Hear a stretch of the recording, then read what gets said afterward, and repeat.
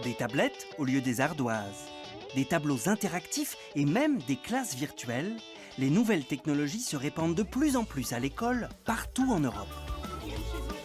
Mais le numérique dans les classes fait débat.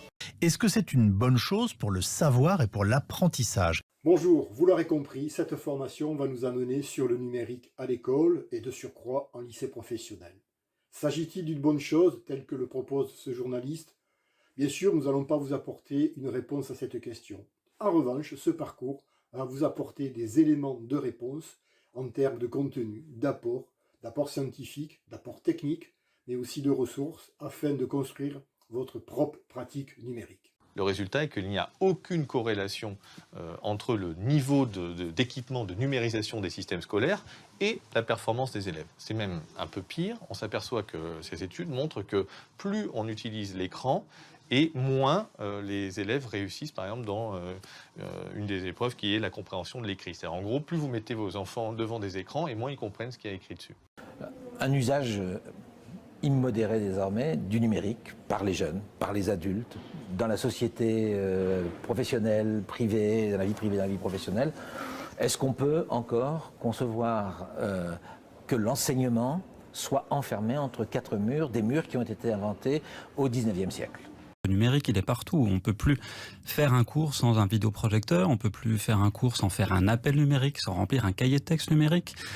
Alors les détracteurs du numérique, ou tout du moins ces personnes qui apportent donc un sujet critique, lequel est centré soit sur les pratiques jusqu'aux aménagements des écoles et des espaces, le sujet du numérique donc fait débat. Il fait débat car il porte sur différents thèmes, différents sujets de discussion qui sont loin d'être réglés. Il y a un véritable danger à être en retard, c'est de faire des analphabètes du numérique. Les sociétés au sens entreprise aujourd'hui sont numériques. Laisser sortir des enfants de l'école sans avoir appris le numérique, c'est un véritable danger pour eux. Pour autant, la commande institutionnelle portée par le ministre nous oriente sur deux aspects dont nous rappelons ici les attendus. Comme je vous l'avais indiqué l'année dernière, le numérique constitue un des leviers majeurs de la politique éducative que nous menons actuellement. Cela repose au sein de l'éducation nationale sur deux principes essentiels qui ont structuré mon discours de l'an dernier.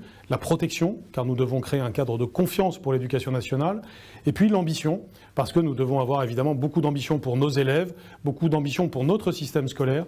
Ce sont donc deux modules qui vont composer ce parcours. Le premier, en lien avec la protection, va nous amener du côté des ENT, environnement numérique de travail. À quoi sert-il? Qu'est-ce qu'on peut y faire? Qu'est-ce qu'on peut proposer aux élèves? Qu'est-ce qu'on peut nous y faire en tant qu'enseignants?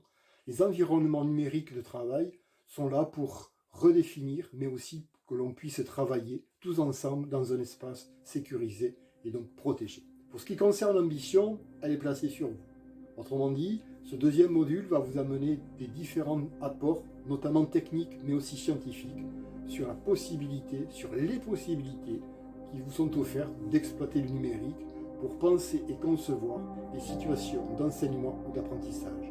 Vous verrez qu'il existe des méthodes, des pratiques, lesquelles sont à la fois intéressantes à connaître, notamment pour savoir quand le numérique est utile et quand il est préférable de s'en détacher. Alors à tous, toute l'équipe de formation STI vous souhaite une agréable formation, bon courage dans ce parcours et donc à très vite.